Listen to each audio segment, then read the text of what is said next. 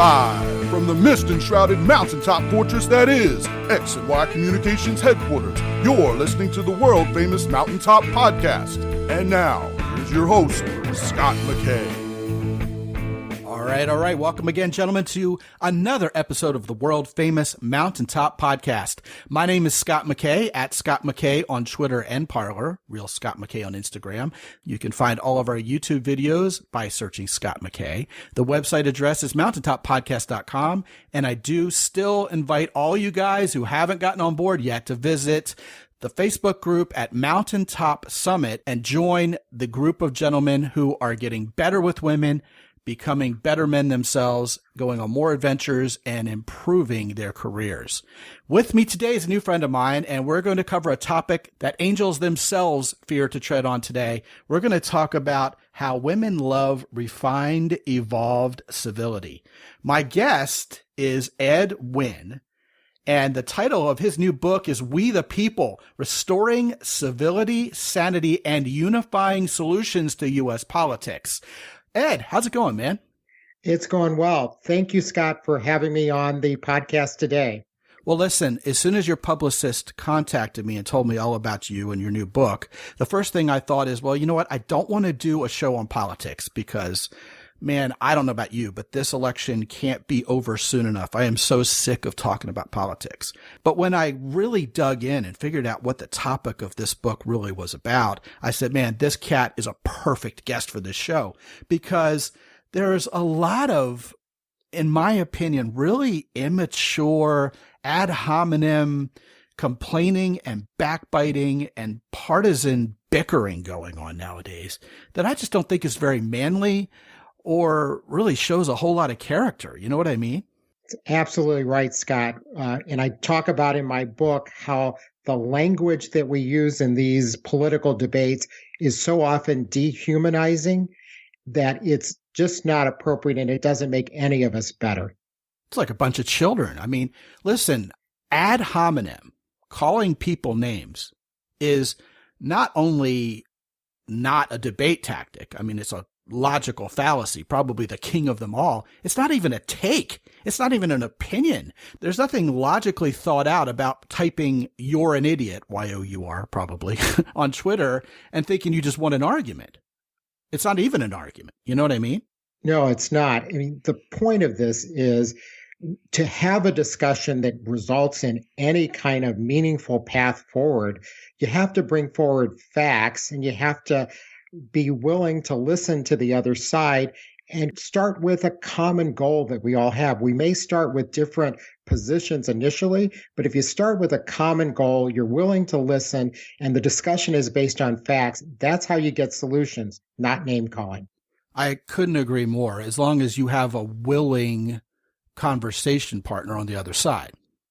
And if you don't, that's probably the time to politely excuse yourself from that discussion and move on to a discussion where you can have that type of debate. Because as you said, you're not going to get anywhere if you're involved in an exercise of name calling. That is never going to lead to something productive. And that's tricky for a lot of guys, especially young guys, because what happens is we get sucked into that negativity because someone's disrespected us or someone has called us a name, and we feel like if we let that person get the last word, we've somehow lost. But, you know, it reminds me of the old adage, don't get into an argument with an idiot because they'll drag you in and beat you with experience. Yeah, I think with that, we have to realize, all of us, that when we're having these type of discussions, we all need to check our egos at the door. It's not about us. It's about solving the broader issue we're discussing. And again, if we can't have that type of discussion and it devolves into something that's not civil, the wisest and best thing to do in that situation is just politely disengage and move on. But you know what, Ed? Sometimes these people who are internet trolls are really, really tricky. They know how to suck you into an argument and you're there before you even know it. And I'll tell you, man, I don't know how in the world there can be so many people out there who actually enjoy just getting on each other's nerves like this. But man, it is absolutely true that the best thing you can do as soon as you realize you're being trolled is just walk away, just excuse. Don't even bother to have an opinion because frankly, they're not worth it. That's right. And it just is a waste of everyone's time. And you can go on and do something in a different forum where you can be productive and make a difference. And that's obviously what all of us want to do. You bring up an excellent point there, because probably 90% of the time, as soon as you get sucked in to a troll fest on Twitter or Facebook, the reality of the situation, Ed, is no one cares.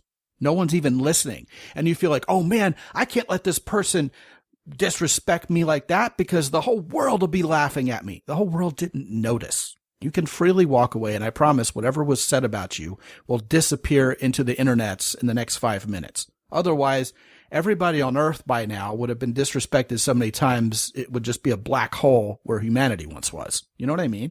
No, that's absolutely right. And from my experience, that's been absolutely correct.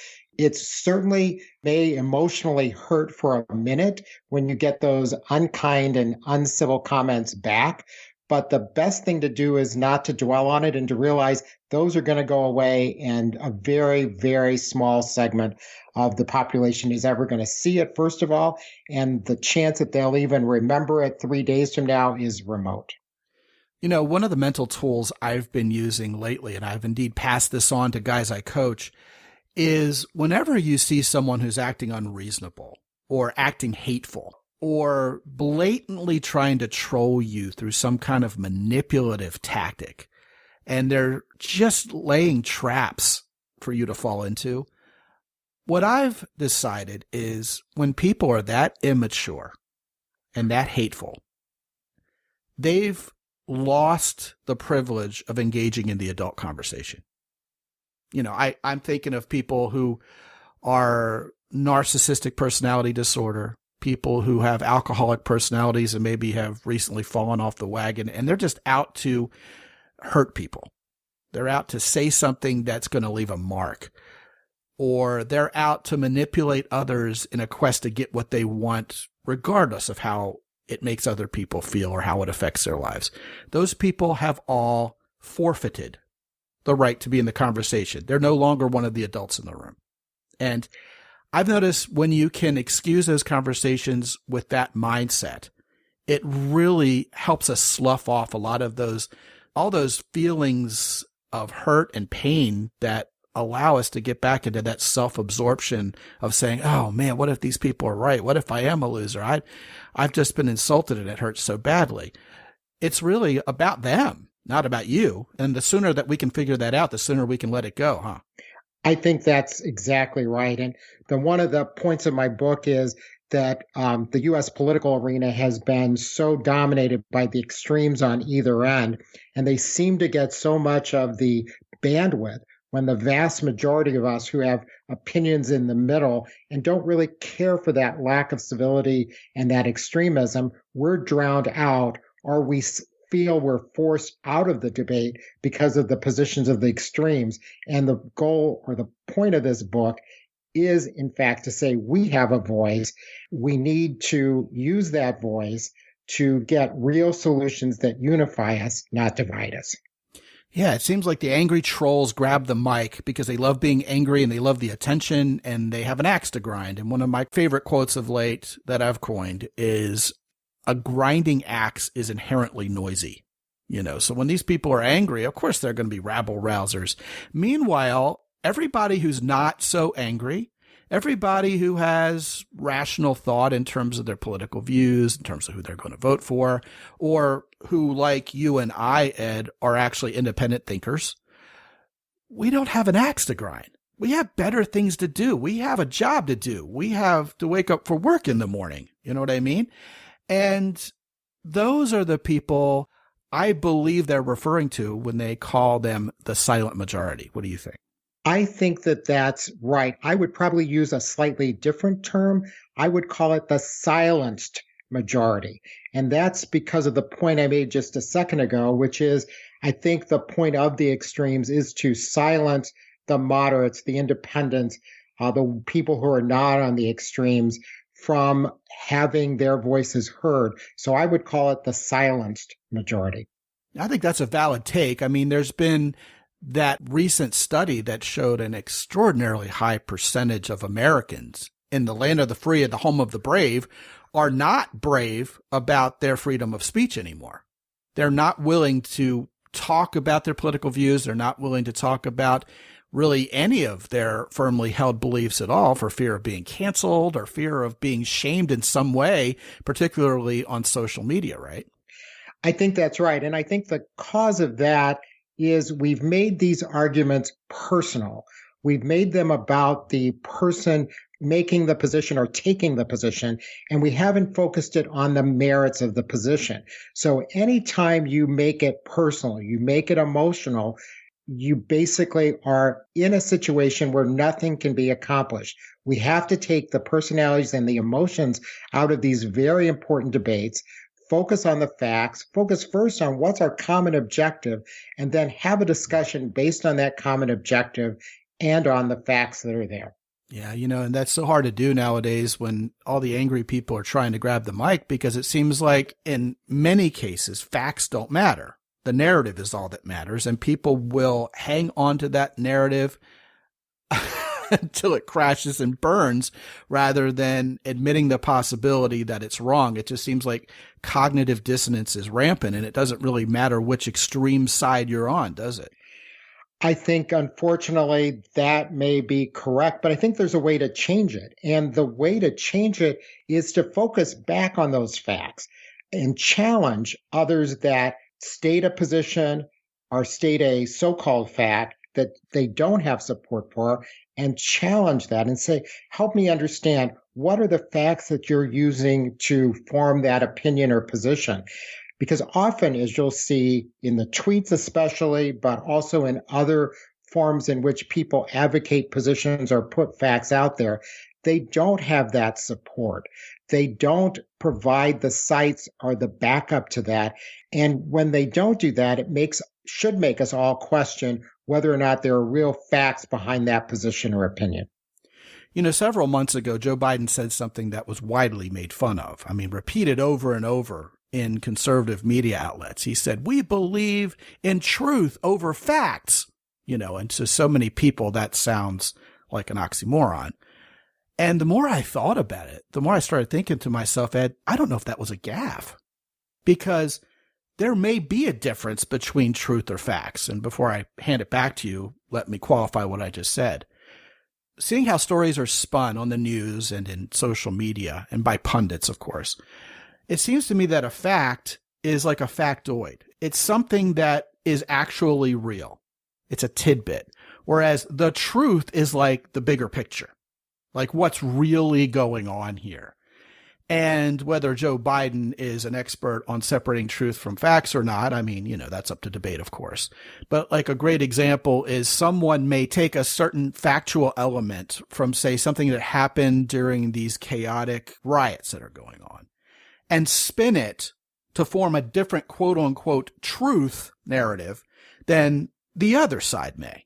For example, someone shoots someone else. Well, this person acted in self-defense. No, this person is a murderer. It doesn't change the fact that a bullet was discharged and someone died, but the interpretation of the overarching truth often is construed apart from the simple facts themselves. And this really makes it complicated, doesn't it? It does. And I think we've devolved into a situation again, perhaps by the way we want to consume information these days, where we discern truth from headlines. And that's not always the best way. The headlines are positioned oftentimes. They're often limited in bandwidth so that you can't get to the analysis of all the facts to come to a more robust truth, to use that term. And I think we have to start looking deeper. The polls have come out, and there was one done by Monmouth University about voters' preferences in Pennsylvania. And if you saw the headlines the other day, it basically said that one of the candidates had a 4% lead over one of the other presidential candidates. So Biden had a 4% lead over Trump. That headline would make you think that the truth is that Biden is leading in Pennsylvania. And it might cause voters to take or not to take certain actions based on that perceived lead. When you actually looked at the study, there were two things that jumped out. First, the margin of error of that survey was 4.9%. So the difference was within the margin of error. Unfortunately, that wasn't reported in the media with the headline about the conclusion of the survey. The second thing is that there were very different responses to the questions about, are you likely to vote in the election? And when you looked at that, and yes, it does take time, you looked at that, you saw that certain groups that would be voting for one of the candidates were more or less likely to vote. But it was missing because we manage our information by the headline, not all the underlying relevant facts.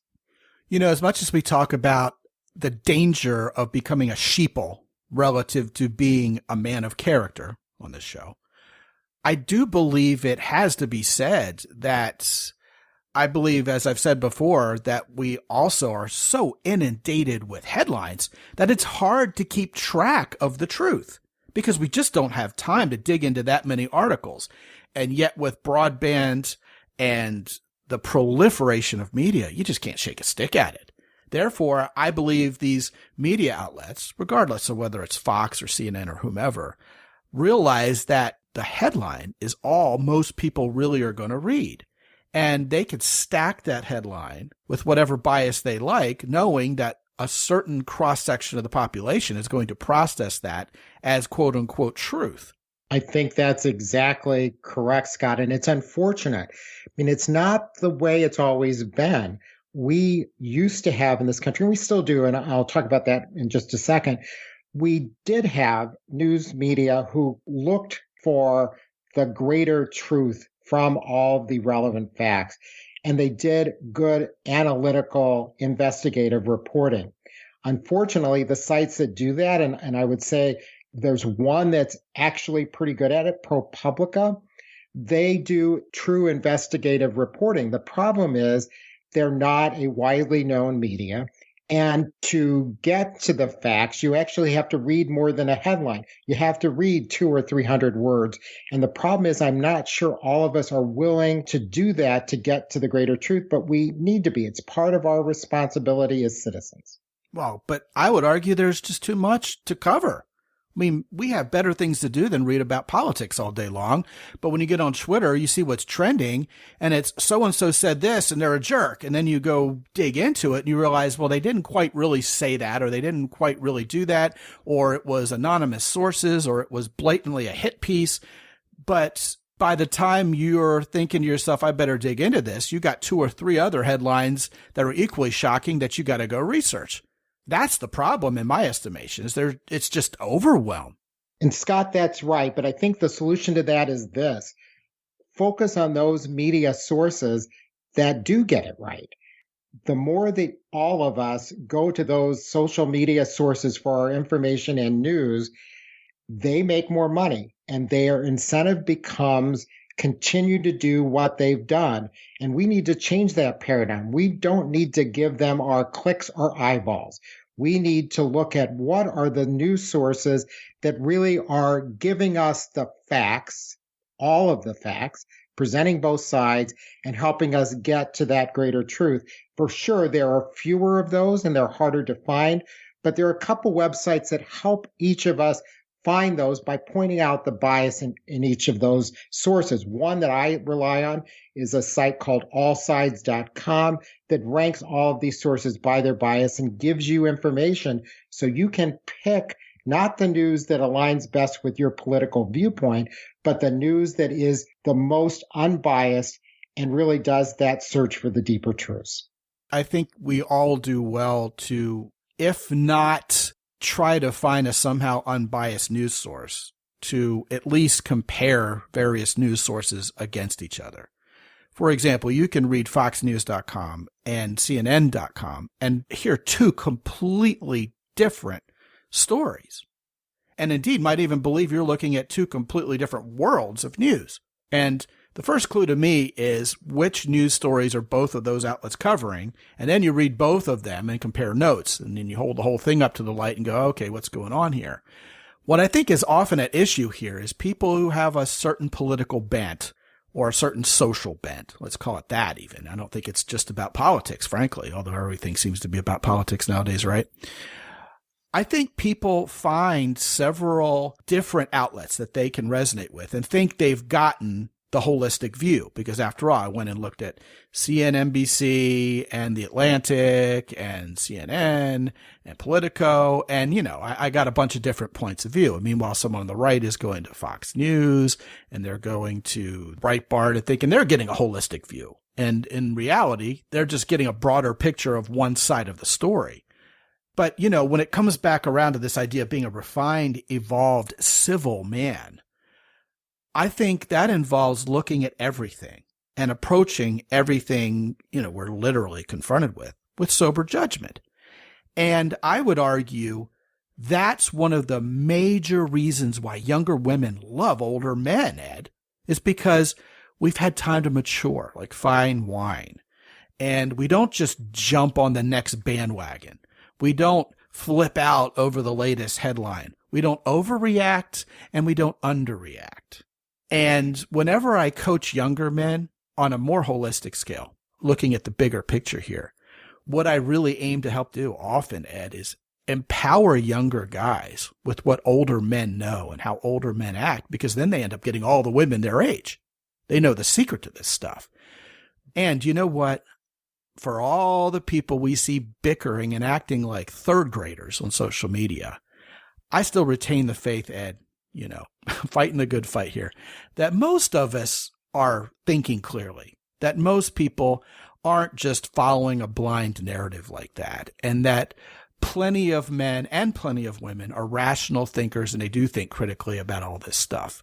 And, you call them the silenced majority. But really, all you have to do is get out from behind your computer screen or get your eyes unglued from your freaking smartphone and go out and talk to real people. Go hang out in the real world. Go be social. I understand that's harder to do nowadays with COVID and everything, but the world's opening up again and people are out socializing. And a small dose of the real world out there and how people really are towards each other goes a long way, doesn't it?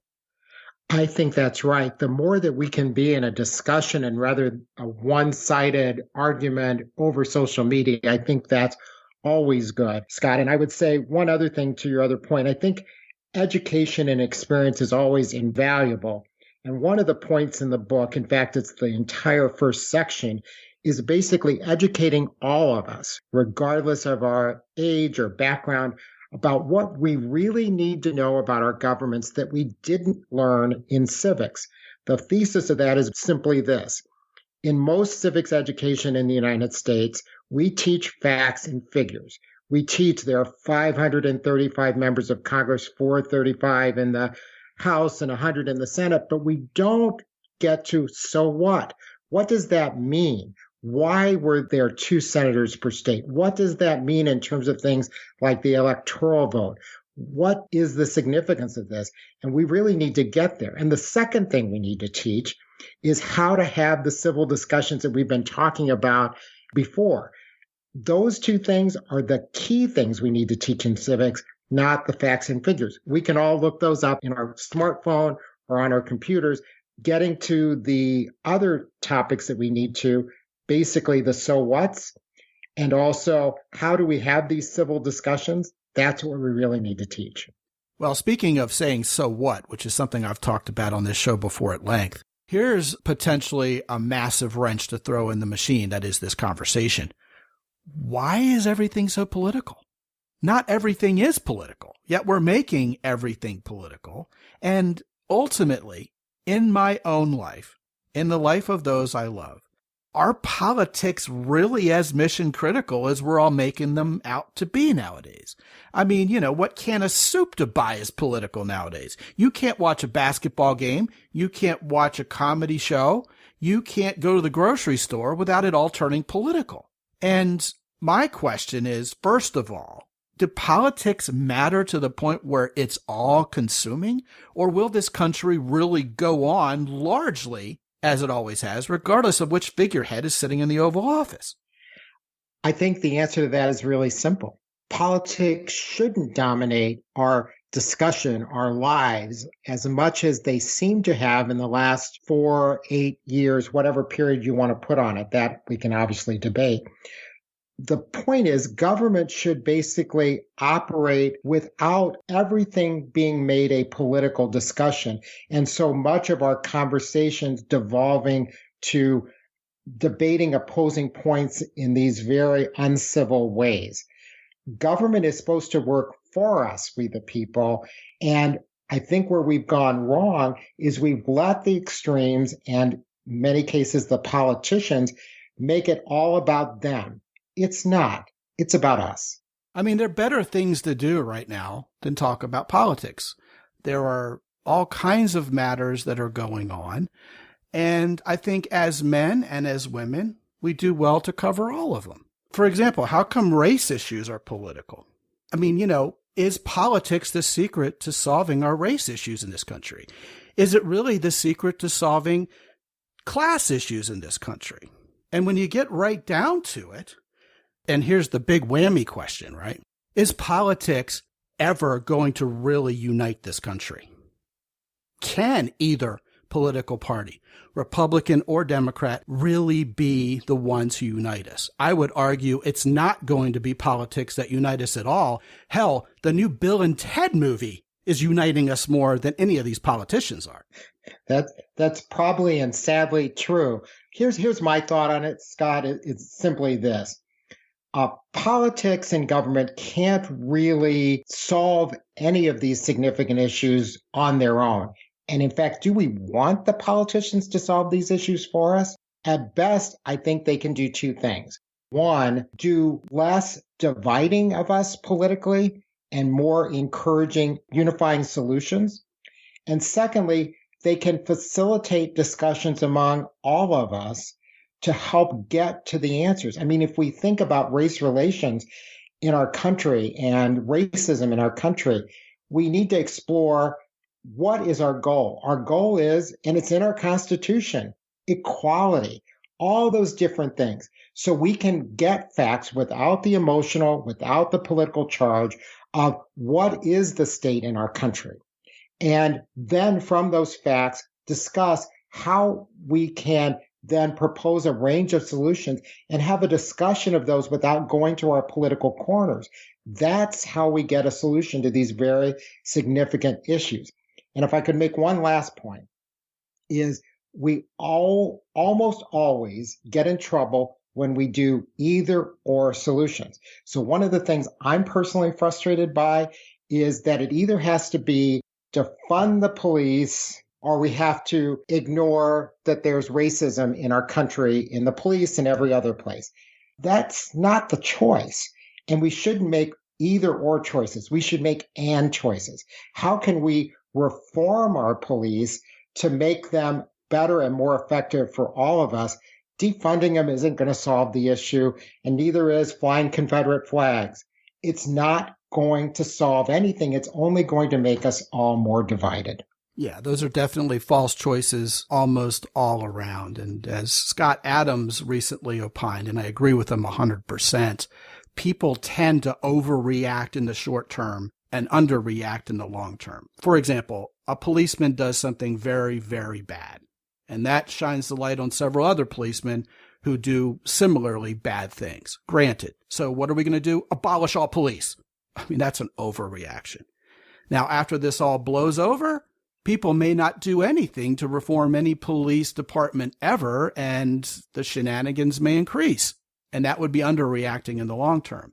The refined, evolved civil way to go about it is to understand the import of various causes and stick with it, if that's what you're about. Now, none of us can be about every single cause. So we have to be passionate about what we're going to be passionate about and be an agent for change and for whatever development needs to happen around that change as men of character, as refined, evolved civil men. Because when you have a purpose and when you are an agent of change, that's very attractive to women. The other thing I'm going to add to that, which you alluded to, is this idea of victimhood relative to those people who are in charge. For example, there's 180 some thousand COVID deaths in the United States, and it's all Donald Trump's fault. I mean, what better way to feel like a victim and to indeed assert your victimhood than to go to the absolute top of the food chain and blame the highest guy up the ladder for everything that goes on? Now, I don't want karma to be my enemy here, but here it is. If I die of COVID-19 someday, it's going to be my own damn fault. That's how I look at it. Because to me, the first step to being a refined, evolved civil man is personal responsibility. Because if you can't take responsibility, if you can't own what you have within your circle of influence in this life, then there's no way you're going to be able to make a woman feel provided for, protected, and give her the impression that's all important to her sexual attraction, that you're presiding over your own reality. If you're blaming everybody else, if you're looking for someone to attack, ridicule, or to troll, there's no way on earth you can make a woman feel safe and attracted. And you know what? Maybe this is a good place to take this conversation right now, Ed. What was America built on? It wasn't on victimhood. It wasn't on depending on someone else. You want to talk about the founding fathers? It was a declaration of independence, not a declaration of blame and victimhood. And those who have built this country, those who have made America great, and dare I say will keep America great, regardless of what any red hat says or doesn't say, by the way. It's not a jingoistic slogan I'm talking about here. Those who have made America a great country, and indeed, those of you guys listening who aren't Americans, who are in other countries, the same thing can be said about your country as well. Those who have made every country that is indeed great as it is, are the people who built it, the people who cared, the brave people, the courageous people, the people who combated victimhood, the people who refused to be lazy and stood up and did something of value because they wanted to make this world a better place, because they wanted to leave a legacy, because they had character, and because they knew their actions mattered. And I don't think anything has changed, regardless of what social media is telling you and regardless of what any political candidate says. Those of us who built this country by doing something will continue to be the ones who matter. And listen up, guys, that's what women absolutely get horny for. That's the kind of man who steps up, takes action, and achieves real greatness. And great guys get women. Not Mr. Nice Guy, Mr. Great Guy. That was a little bit of a rant there. I'm going to let you riff off whatever part of that you want to, Ed. Yeah, so I'll take just one segment of that. And it is, I think that the men and women who have character in our nation, and I would extend it to other nations as well, are those who do take that personal responsibility and don't live the victim versus villain mentality. And if I could make two related points to that. The first is we all have to take responsibility for our own actions and words. And when we see our leaders not doing that, I think that's troubling. And it makes us all feel that we've been shortchanged by our leaders. But we have to do that too. And we also, one of the principles of America, and I think most modern societies, is that we take care of each other. And I think if we really think about those things and let that guide our actions, our behaviors, our words, I think that's really how we become our best. And I think that's what we need to do. And so I would say 2 points related to that. First is character, I think, really matters. And each of us needs to develop into having the best possible character that we have by taking responsibility for our actions and watching what we say and do. And then secondly, we need to really focus on how we work together to make things better, not how we work to fight each other and make us less as a whole. And those are so important, not just in politics, but in every other aspect of our lives.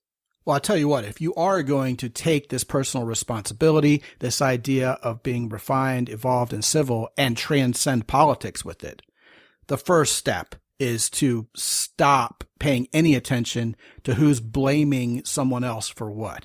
I mean, this goes all the way back to the grosse Lüge, the big lie, a la the Third Reich, where nothing your political opponent does is good and everything they do is horrible and nothing's your fault and it's all the other side's fault. I mean, both sides are kind of doing that. I mean, I may get emails from people who are either on the conservative or the liberal side about this, but that's how politics works. And that's a big reason why politics stinks. Meanwhile, it's those of us out here in flyover country, or any of us as Americans or any of us who are good, well-meaning people in whatever country we live in worldwide, who are doing the heavy lifting day to day to make this world turn, whose opinions really matter and whose work will make this world great. And that transcends boundaries, transcends what's written on the front of your passport. And it's, again, what makes us men. And yeah, it's disappointing how it often seems like none of our leaders really step up to this challenge of being men of character and being as evolved or as refined as we would like them to be. But you know what? Really, our first responsibility is, who are we? What's our behavior like? How civil are we? How refined are we? How evolved are we? How attractive are we going to be to the kind of woman we want in our lives? And how are we going to raise our children to be young men and young women of character also? Fantastic discussion. And hopefully we've stoked a fire in these guys' minds to really take personal responsibility more so than ever before. And I know a lot of these guys listening are men who do take ownership of what's in their circle of influence. And that's why I appreciate this audience so immensely. And of course, I applaud all those guys for being the men they are. And this show is all about helping all of us step forward and step up. And with that, Ed, what I want to do is I want to point these guys to your website where they'll find out more about you and your work and also be able to pick up a copy of your book, We the People. And guys, to get you some, go ahead to mountaintoppodcast.com/win, WYNN, spelled just like the casino in Vegas. And when you get there, you'll find all sorts of goodies waiting for you. And I highly recommend the book. You can also grab We the People when you go to my Amazon influencer page, which is mountaintoppodcast.com/Amazon. And when you grab a copy of that book, you can also grab a copy of books by other illustrious guests of this show and build up your library.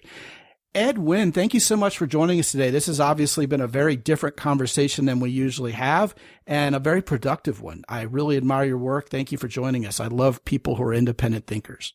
Thank you, Scott. And again, thank you for having me on your podcast today. And guys, when you head over to mountaintoppodcast.com, be sure to get on my newsletter list where you will get daily advice, actionable advice on how to get better with women and be a better man. And some of you still have not talked to me for free for 25 minutes. I love talking to all you guys. It can help you build a plan of action for your life so that you can get to where you want to be that with women in your career or even having more adventures. Sign up to talk with me for 25 minutes for free by clicking the red button in the upper right-hand corner at mountaintoppodcast.com. Hero Soap, Keyport, and Origin Maine are all supporters of this show. Thank you so much, guys, for the support you've shown to our fine sponsors. And you can find out more about all of them by visiting mountaintoppodcast.com also. And whichever or all of those companies you decide to support with your business, you can use the coupon code MOUNTAIN10 to enjoy 10% off your order with any of those three. It's all there for you at mountaintoppodcast.com. And until I talk to you again real soon, this is Scot McKay from X&Y Communications in San Antonio, Texas. Be good out there.